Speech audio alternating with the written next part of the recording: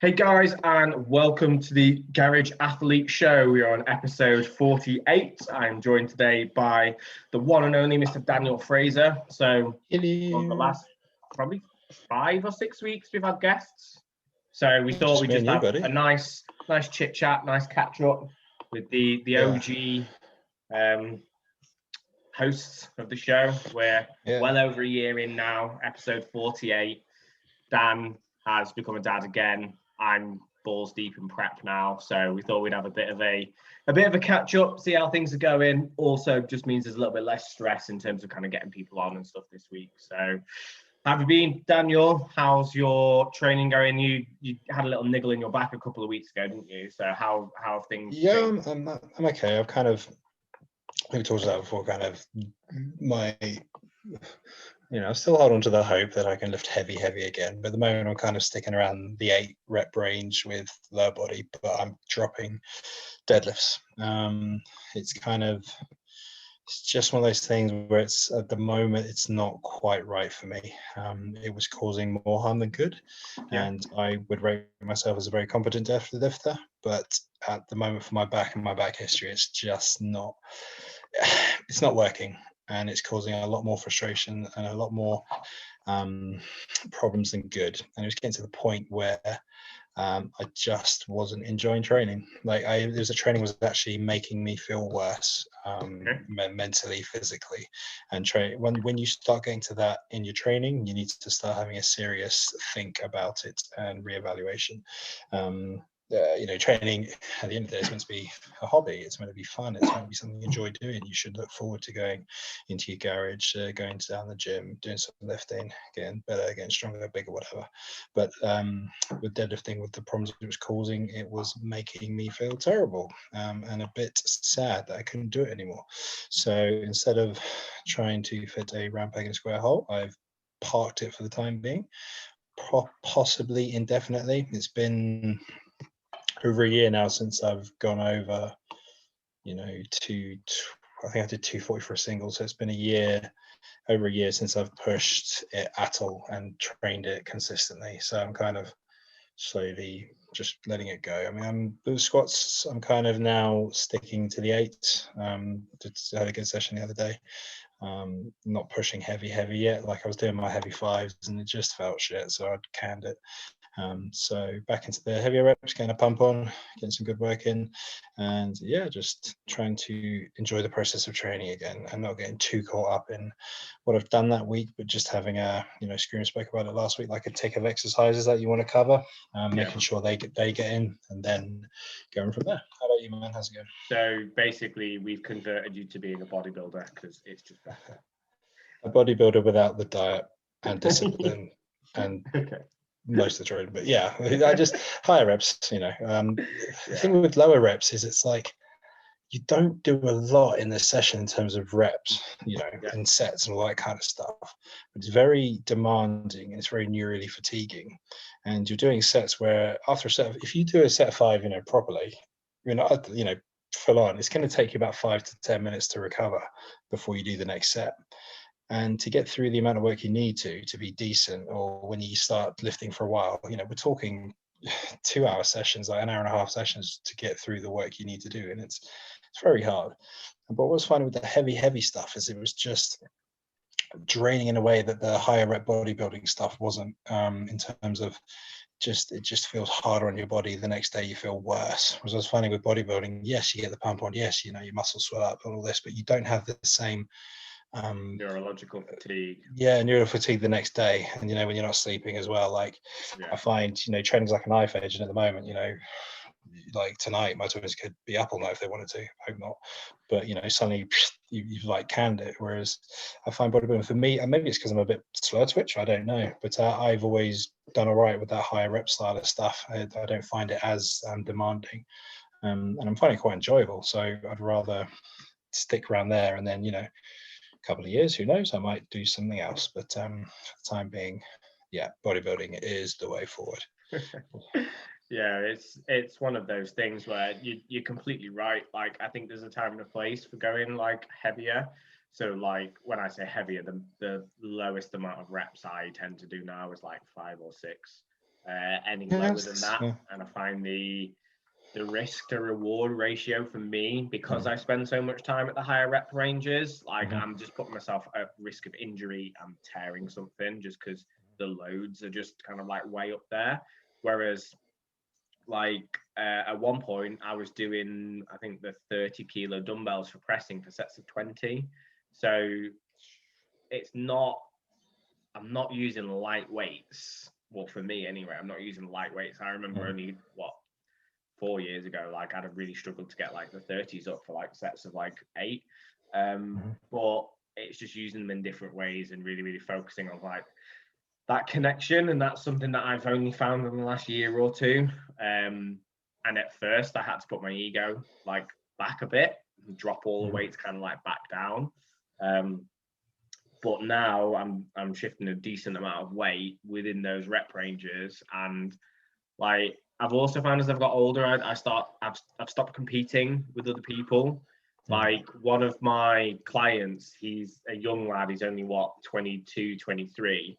And like I posted on my story the other day, like taking the 40s out for a spin on like some single arm rows. And it's like, oh dude, like I was using the 42s. It's like, okay. I'm the one that's competing in a bodybuilding competition, mate, and you've hired me as a coach. Like I don't need to be stronger than you. You're paying me. But go back to 25-year-old me, and I'm like, fuck, I've got to get the 45s up next week. Like it's something, I think that it comes with once you've been in this game for a little while and you realize there's always somebody out there that's stronger than you. Like unless you are a world-class athlete who is pitting for like the top of the top, there's always going to be somebody out there that's better than you. So especially, and that's one of the reasons why I love like weight sports, is that you can just go and compete with yourself because it's an individual sport. Like one day of the year you're going to go and compete against loads of other people, but the rest of the time it's you versus yourself, and just making sure that you show up every single day and get that little bit better. And you are the person that you need to look in the mirror and know that, shit, I could have done more in that session, or I could have got another 2 reps out on that, or whatever it is. Yeah, it's an interesting. You got me reflecting, like, because I had some clients around sort of as strong, but like, you know, sort of I look at their weights, I'm looking at what they're handling for that, and I'm like, all right, I, you know, in theory, I'm bigger, and my 1 rep at the time is a lot more than you, and you're repping more than I would in this exercise on these systems. Like, can I look at a video of this? And I'd watch it, and I'd just be like, what are you doing? Like, like, you know, proper like half rep or this and that. I'm like, like, you know, maybe it was my I could put my ego was okay, it was unbruised, but it was just like, yeah, wow. Like I've always seen it as with powerlifting, strongman, strength sports, just being strong, you're trying to maximize your leverages, shorten the range of motion as much as possible, use your best biomechanics, shift it to where you're strongest, to do the lift, you know, to lift the most weight. But whenever I would do my accessories, my you know, pump work, fluff work, we call it in bodybuilding, powerlifting, I would always try and get the most out of the lightest weight I could. And I've always had quite decent results from that. And like, you know, the other day I was benching, I only used 60 kilos on a 45-degree incline for sets of 10. I was like, holy hell, the pump I got on that just from focusing on really squeezing my pecs like each time. I was like, why wouldn't you want to train this way, like getting more out of less? Because if you ever wanted to let your ego go crazy, you know, it's very easy to just go fuck it and then just bang them out, because you've done all that work before in with the lightweight. Like and I've had this conversation with some of my bodybuilding friends, like everyone half rep shoulder press on dumbbells in the gym, like, and I don't mean to be a dick, and I'm not buying into this whole, it's partial range to build this muscle. And that's like, no, full range. Like I'm very much on team ROM. Well, apart from my squats, because I don't squat that low, but very much like when I watch these guys, I was like, I'm not buying this whole half rep thing. I'm really not into it. Like, you know, a lot of science is not pointing, and that's the way to do it. But it really puzzles me, this whole, like, you know, like it's like sort of, for those that can't see, I'm putting a hand to about head height on a dumbbell press. Whereas you say if I'm doing a dumbbell press, I would like to try and almost get the dumbbell to touch my shoulder to like really stretch it out as much as I can and come up. I think for me, it depends. With dumbbells, I'd completely agree. So in the last rotation of shoulders I had 2 sets on Swift machine press, and I'd do one behind the neck and then one in front. So on the behind the neck ones, I would deliberately shorten the range of motion just because I've got decent mobility around my shoulders, but I also wanted to keep it safe. So it wasn't a heavy load. It was like 35 kilos, like across the whole bar. But it was that shorter range of motion. So it was literally from like there to there, because I felt that like completely in my anterior delt. Whereas when it came round to the front and I had a little bit more ability to move through the full range, the weight would go up slightly, but I'd make sure then I was getting through that full range of motion on that secondary set. So I think the partial ranges have a place, but I agree that to 9 times out of 10, it's just the guy wants to move more weight. So they are saying they're doing partial ranges so that they can put more weight on the bar. Whereas actually they may get, with dumbbells, you're probably going to get more benefit from going slightly lighter and having a full range of motion. Get down. Yeah. Speaking of which, I saw this insane video earlier. I think it was on, I don't know if you follow, it's called Her Lifting on Instagram. It was, I will find her name because it was on, yes, here we go. So it is a... Share it on the screen. Female, yeah, give me 2 seconds. Let me just close down Pornhub, hang on. Share screen. You've disabled screen sharing because you keep watching X videos. Yes. Will you take it off? How do I make it so that you can share screen?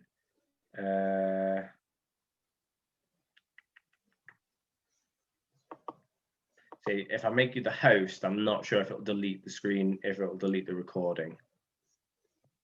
Fuck it. Make host. Don't worry about it. I'll send it to you. There we go. Let me try. Now it's the host. Now you should be able to screen share. Is that working? There we go. I can see your screen. Oh, look at that one. Little babies. Right, so look at this. She is Gemma Lancaster, IFBB Pro, and I think she's British. Right. I'll click on her post, but look at this, man. This is 50 kilo dumbbells. And she's a bodybuilder as well. Mate, well, decent range as well, right? Yeah. Look at where the elbows are going past the, yeah, elbows are getting to level. What's that, 3? Pretty fucking impressive. That's better than most dudes I've seen, you know. Yeah. Whatever you're on peds or whatnot, like that's better than most people I see. You know, we're not talking crazy range of motion, but that is good. There's a big stretch on the pecs there, and fucking that profile. Yeah, like unreal. Like that is some serious. Yeah, she's definitely on some peds. I mean, look how square her jaw is, and I'm quite jealous of her arms. Man, I think it's fucking sick. Like I've never seen a woman press 50 dumbbells before. I think it's mint. No, the only person I have is Corinne, JP's missus. Does she press 50? She shoulder presses 45s. So she could probably dumbbell press a ridiculous amount. She competes with powerlifting as well. Yeah, there's a few ladies that train over in Manchester with Tom Martin, and they're doing like 260 plus, like really nicely, like deadlift, and it's like we're talking kilos here, and it's like, fuck, like, they do it so well. It's like it's just absolutely love it. Like it's just crazy, so good. Yeah, 100%. And it's one of those things where, like, regardless of whatever they're taking, like that's impressive. Like I don't care. I'm one of these people that like peds aren't for me personally. However, I still respect any athletes that use them because they're just a tool in the toolbox that raises the bar. So whereas natural competition is here, assisted competition level is up here. You're expected to be at a much, much higher level if you're in those sort of, and you're also putting at risk, like, think about how many people that assisted that tear muscles off the bone, literally rip their bodies apart to become as strong as humanly possible. Like, yes, you're getting some chemicals in there, but you are becoming literally the strongest human beings there are. As I said, it's not for me personally, because I don't really want to tear a pec off the bone. But I can respect somebody who has that level of drive, that they want to compete kind of at that level. So to answer your question before, I am, where are we now? March? No, May, aren't we? When did I start prep? I started prep sort of end of March, middle of March, so around like the 20th. So I'm probably 8 weeks in now. Dry weighed in at 77.5 kilos this morning. So what's that? 5.5 kilos down in 8 weeks. So we're on track. It's always going to be a little bit faster at the moment. I'm in like that happy point of prep at the moment. So that first like 3 kilos just weren't moving. And then now it's just things are flowing, things are moving. I'm at a nice place where I've got like a total of like an hour and a half of cardio a week. So I split that into 3 40-minute sessions. Calories are at, I think, 2,800 on a rest day, 2,900 on a training day, 15,000 steps on a non-training day, 12,000 on a training day. So it's comfortable at the moment. Like, this is the point in prep where like I can do this bit, like this bit's the easy bit. When it gets down to, when my body weight starts getting down to like the lower half of the 70s, is when shit starts going south. I've definitely added some mass on since the last time I competed, so I have no idea where my stage weight is going to be, but I can see, what did I say, I was at 77.5. I see at least another 6 kilos to come off. So yeah, that's going to be fun.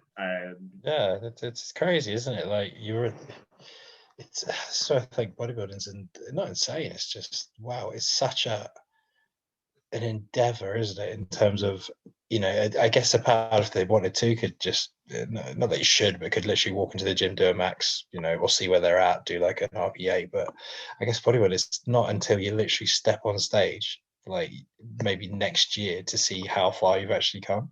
And to see how far you've actually come, it's taken like all of those sessions, all of that bit, to sometimes only put on like a kilo of muscle or like 2 kilos. Yeah, so it's insane. It's amazing, but it's a graft. Yeah, I think when did I last? So I last stepped on stage in November 2019, and I'll probably getting back on stage in September 2021. So 2 years of 2 years of down, up, down, up, down in terms of body weight, to see, as you said, if we've made any improvements in it. And this is just the thing, it's the bit most guys fuck up on, like in a training cycle. It's not the dieting part, because the dieting, you have to be meticulous, you have to track your food, you have to track your water, you have to track your steps, like you got to lock in. But a diet only lasts 12 weeks. It's the building phase, it's the bit where you go into a surplus, to not just hit the fuck it button and go and eat everything in sight, pile on a load of body fat, and then spend like essentially 3 months just putting all the weight back on you've just lost, to then go, oh shit, I just look fat.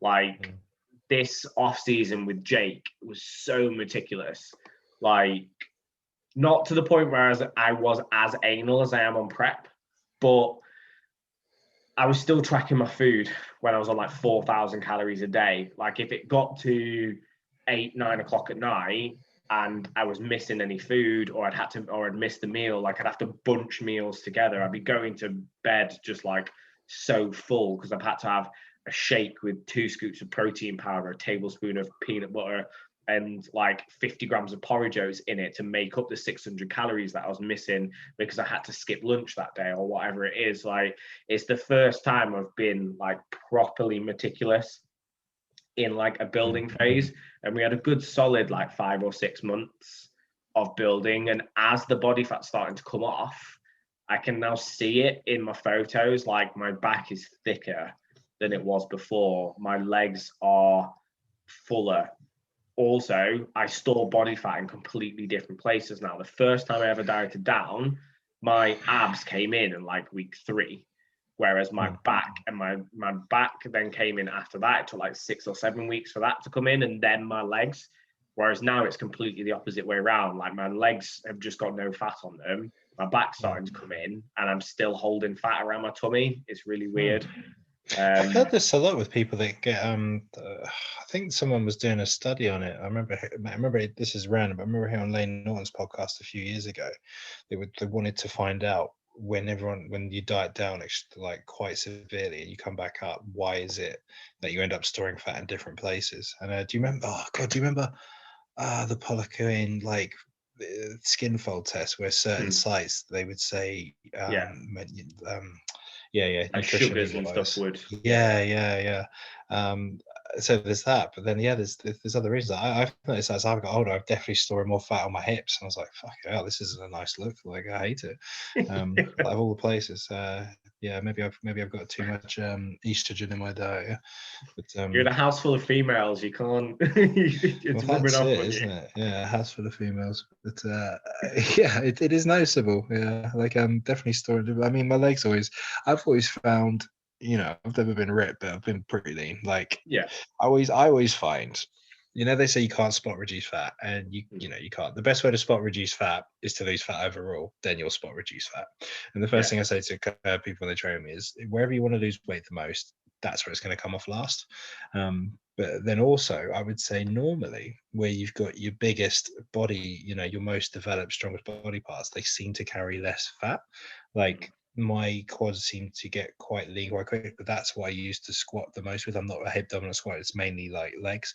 And things like my sort of like traps and shoulder areas, I don't really carry much on there because that's normally where I'm stronger. But so my weaker areas, like like triceps and other things like that, I carry shitloads of fat there. And it's like, oh great, so I've got like essentially skinny fat areas of my body. It's like, what? Like, it's really fucking annoying. So I was like, if I dieted right, I was like, fuck, I'd be even smaller than I think I am. No, I can't get that ripped. That's my excuse, right? But interesting. I think it's probably to do with receptor sites and all that kind of stuff, and like your body, as you said, genetically.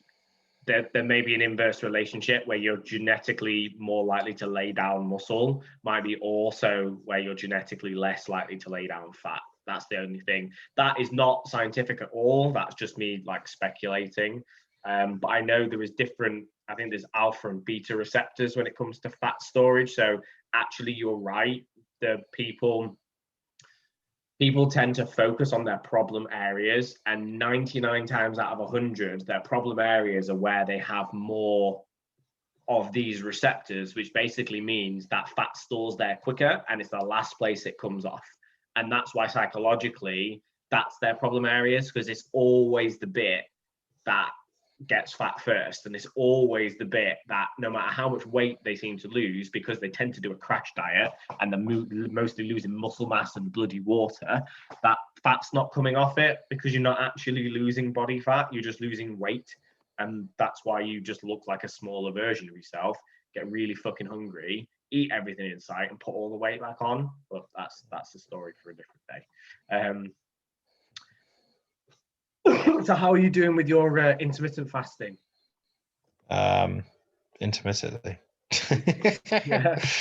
Truth be told, I'm going to continue experimenting with it though. I quite like it. It's just, it appeals to people. Some people don't like to feel full. They like to feel like their tummy's empty. They feel good on that and flushed out. Whereas I kind of like I like gorging. I'm a glutton, so I like having huge meals, eating massive amounts of food, piling full of, veg and all that kind of stuff. I like the feeling of like bloating out, because I almost feel like I'm, that's me satisfied. I'm very much a kind of feast without the famine at the moment, but I really do enjoy food. So for me, I'm kind of looking at a lot of lean cuts. I had to look at sort of 5% and less lean meats, because I was finding if I was eating quite fatty cuts of meat, even 10%, my calories for the day were really getting out of whack very quickly. To the point that I was whoa, I've already for something that tastes relatively the same, I was it's not worth the trade-off. It's the simple thing of switching Coke for Diet Coke. It's for the amount of calories it gives you, it's just not worth it. We were laughing about the ice cream the other week. I always think, is it worth the calories or not? So say if you're on a pizza and you get a Pizza Hut, is it worth the calories? Fuck those shit. Whereas if you get a nice was it Neapolitan, is that how you say it, pizza, proper gorgeous wood fired, it's 700 calories, is it worth it? It's fuck yeah, it was absolutely amazing. So so when you're sort of trying to do this fasting, you have to look at, if you one of my favorite ones I did, it was 2 massive jacket potatoes, about 500 grams of mince. I think I did 750 at one point, and then a sort of cheese on top, but only 20 grams. And when you look at that amount of food, it is huge. It's absolutely massive. It's a mixing bowl full of food. But if you would look at that compared to if you went crazy at say KFC or McDonald's, it's twice the size of it in terms of volume, maybe even 3 times the size of a super calorie dense meal. Say if you had really fatty burger and chips and ice cream and all that kind of stuff. It's what do we call it? It's voluminous. It's volumizing your food, that's it, isn't it? And it's satiating. It's just so much bigger. So it's all right, well, I'm getting all of this and I'm going to feel much fuller I'm going to feel fuller for much longer. So I was fuck it, this is a win-win to me. So yeah, it's good. I would say if you're going to try it, I wouldn't do your massive feed at the very start of the day, because I think, I don't know about you, but I find I can ride a wave almost if I choose not to eat breakfast. I think I can it's a lot easier to stave off food first thing in the morning till say 10 a.m. than I would say it is from eating at 11 a.m. and then within 2.5 hours, 3 hours I'm fucking starving. Whereas I find that if I can keep it rolling, it's good. So I would recommend to people trying the fasting stuff or manipulating their calories to save that first meal to later on in the morning, maybe even 10 or 11, and then start your day from there. Because even if a quick tip is, even if you started eating say from 10, you've essentially missed out a meal already. So you've probably dropped 500 calories without really thinking about it. So it could be a good strategy for people that struggle with hunger, because I think hunger management is the hardest part of diets. It's something I really struggle with. I'm always hungry, literally. Now I'm thinking about food, it never ends. Even my daughter today is Daddy, stop being hungry, always hungry. I was oh god, I really am, aren't I? And it's it's finding ways to deal with that. But then I almost think you hear these dudes that sometimes go fasting more as they know maybe it's not the be all and end all science wise, but I think it was Andy Galpin talks about it, it's good to relearn what it feels like to be hungry. It's most people don't know what true hunger is. Yeah, and I don't think I've and they just eat and they graze, and actually this is what all the paleo diet and intermittent fasting and all that kind of stuff is all about. It's about as we were evolving, it was feast and famine. You'd go through periods of having plenty of food and then periods of not. And that's essentially how our bodies evolved. They didn't evolve to have 6 meals at very regular intervals at 2 to 3 hours. What is optimal for the human being and what is optimal for bodybuilding are 2 different things. So don't anybody pull me up on the fact that I eat 5 or 6 meals every 2 to 3 hours. I know this, but it's when people are well, I'm not sure if you've ever had it when I had one come through the other day, and we're talking through her nutrition, and she's I don't eat a lot. I was okay, this is a woman who's 3.5 stone overweight, but she eats 1 meal a day. So that doesn't sound about right. You wouldn't be this big. And then we went through her day, and it was okay, so she skips breakfast, she has a coffee for breakfast, but then she'll have a muffin and a biscuit around 10 o'clock with her because she gets a bit peckish. She's like, okay, so what do you have? So a muffin, 300 calories, a biscuit, just one biscuit? Oh no, I'll have a couple. Okay, so like 5 digestives. Again, that's probably another 200 calories. So you're skipping breakfast with a coffee, but then you're having 500 calories at 10 a.m. through pure It's sugar. not a meal though. Yeah. Yeah, but it's not a meal. No, it doesn't count as a meal. And then she'll have breakfast where she'll have a salad. So, okay, that's fine. Salad at breakfast? No, breakfast, a salad at lunch, sorry. Okay. She'll have a lunch and she'll have a chicken salad. And I was like, okay, or a ham salad. And I was like, okay, so how many slices of ham do you use? She's like, 1.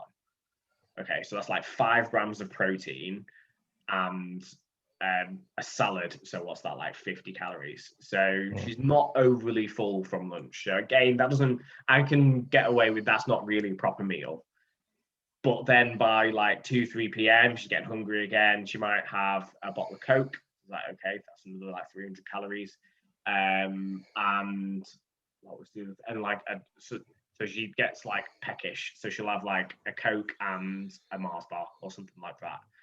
And she didn't realize, or she'll have like cups of tea and coffee then throughout the day. I was like, do you have sugar in that? Oh yeah, I have 2 sugars. I was like, okay. So we were just going through her day and there was all these other things. And it's like, okay, well, so her evening meal wasn't too bad. It was like, that's the one she'll cook.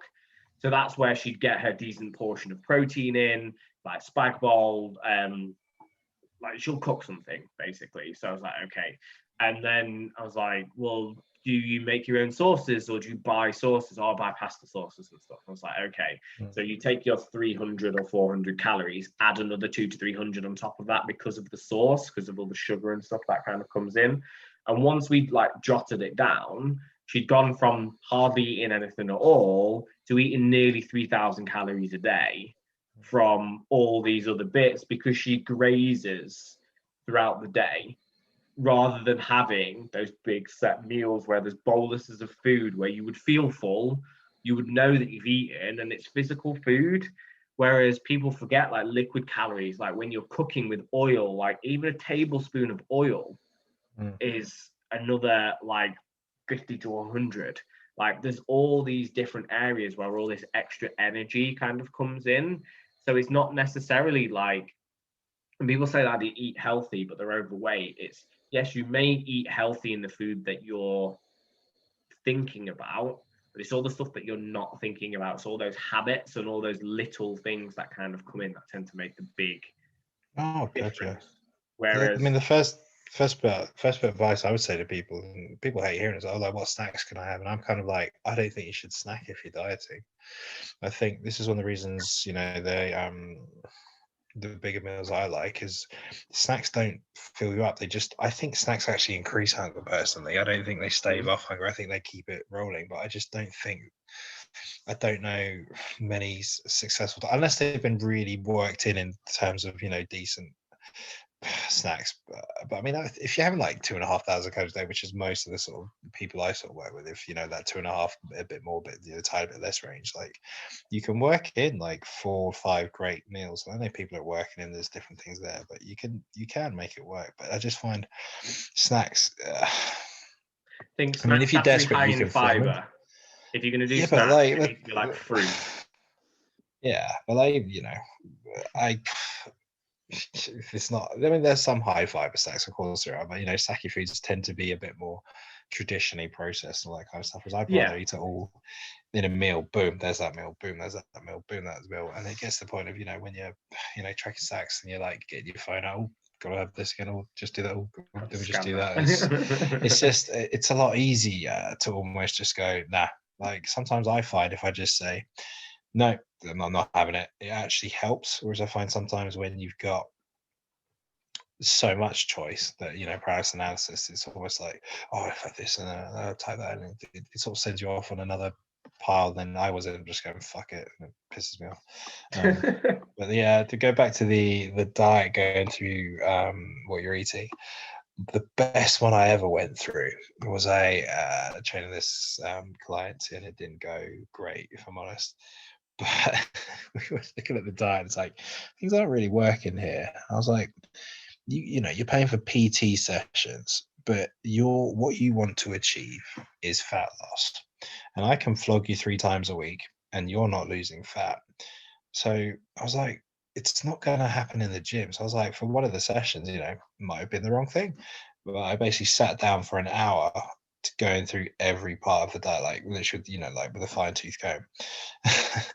What was amazing was we worked out Saturday's efforts. So, young person goes out every week,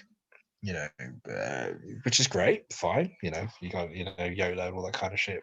But if you're keen on losing fat and you do a Saturday night, the calories you take in are enormous, like really, really big. Like what you should do is, you might be a bit horrified, but sit down when you go out. Let's say you start the night off with a meal with friends, get drinks going, and you start the ball rolling from there. Newcastle has this awesome going out culture, shall we say. Like it's a big thing.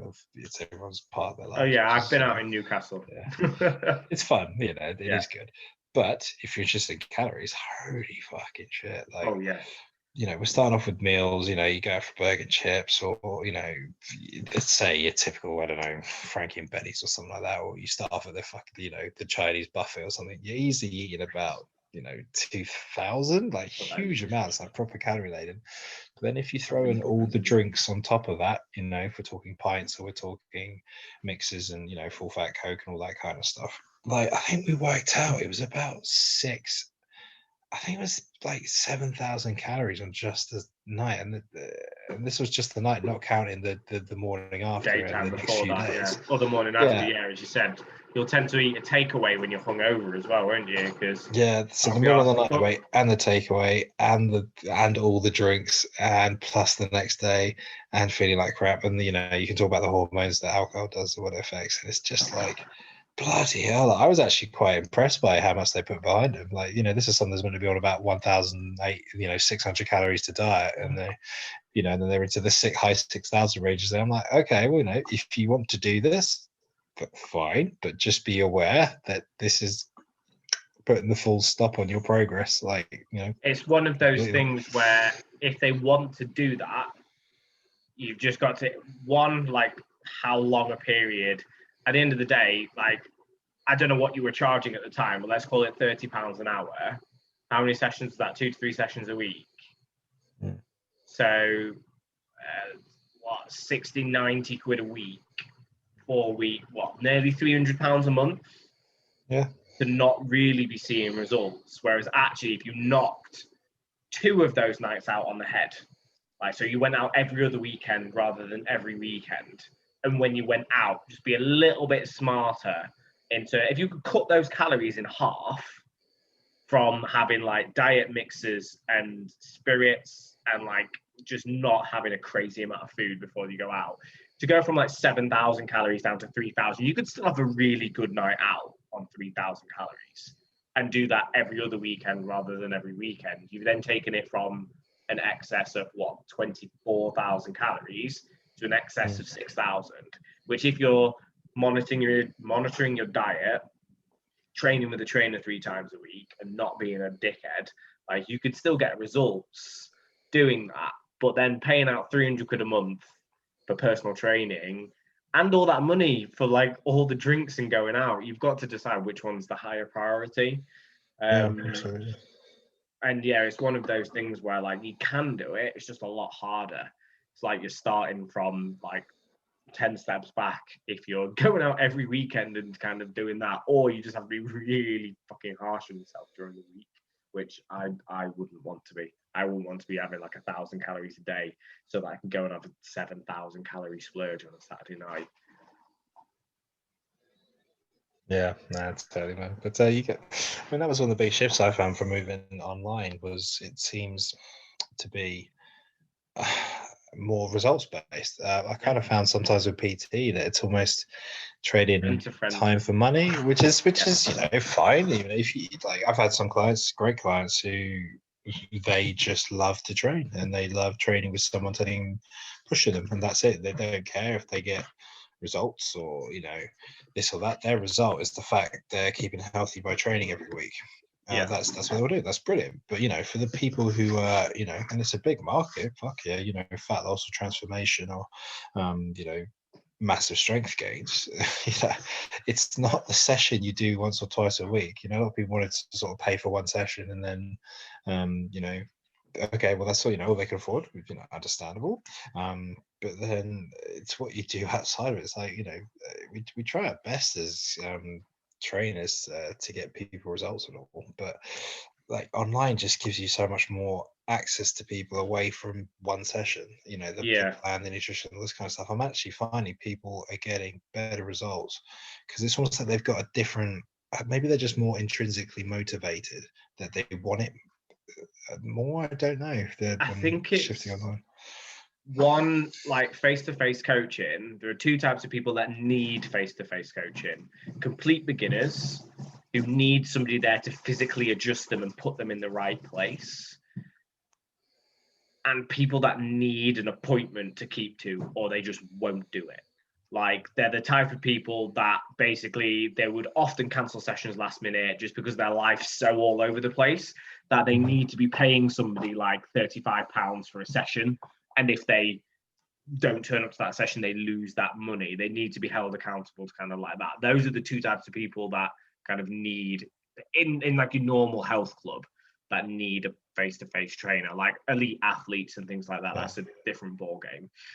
The people that need online coaching are those more beginner intermediates that know the basics, they know how to move. They need somebody to give them a structure of what to do to get to the next level. They need accountability. That's not just turning up to a session. It's right, have you done what you need to do to get from where you are now to where you want to be?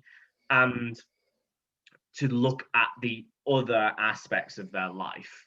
So like, if you need training fixing, go to a personal trainer. Like, that's what they do. Online coaching is more, it should be called like lifestyle coaching rather than like online personal training, because as you said, it's different.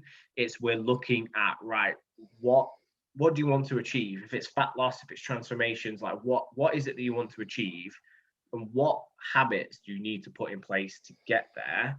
And then how do I hold you accountable to those? So I have to create a system that means that I can check if you're doing your training.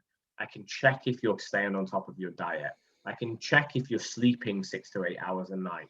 I can check all these different things that we know affect somebody's ability to drop body fat. Like, yes, the number one thing you need to do in order to drop body fat is have calories below energy in versus energy out. However, stress, sleep, the quality of the food that you eat in, all these things can affect that equation. So just because you've done the initial equation doesn't necessarily mean somebody's in a calorie deficit. If they're not sleeping, if they're not recovering from their sessions, if they're stressed out to their eyeballs, you can stick them in a calorie deficit, but actually their body's going to be running on hyperdrive because they've got all these things going on.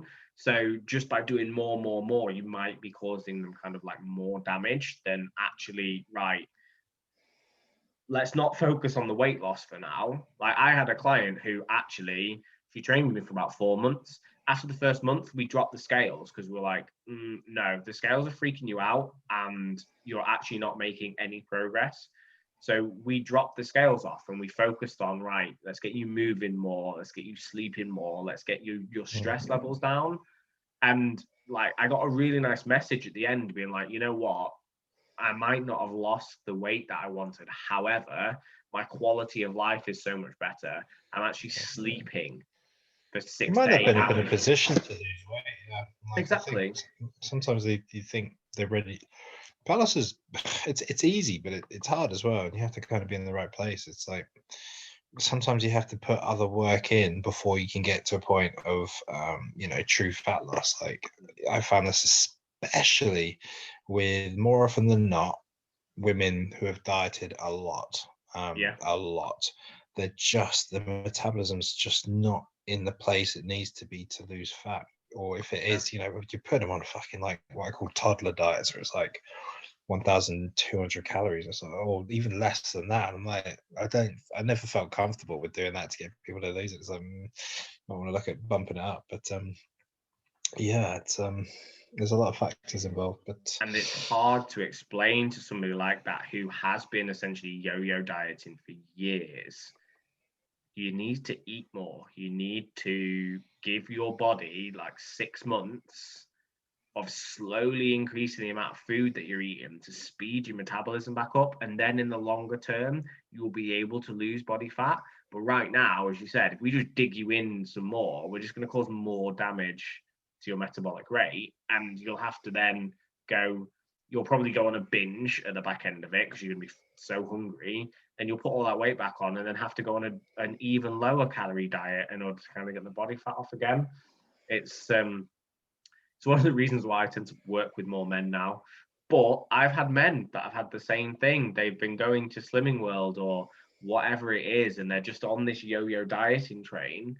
And we have to I try not to make them freak out by their weight going up. What I'll tend to do is I'll bump their calories up to maintenance, get them exercising again, getting them moving again. And then when we start seeing the scale starting to come down a little bit, we'll bump it back up and we'll go, well, we're just pushing you back up to maintenance again. And then you'll see it come up a little bit. And what will happen is slowly over time, you repair the damage. It might take a little while, but it's amazing some of the things people do to themselves to get that dream physique, isn't it?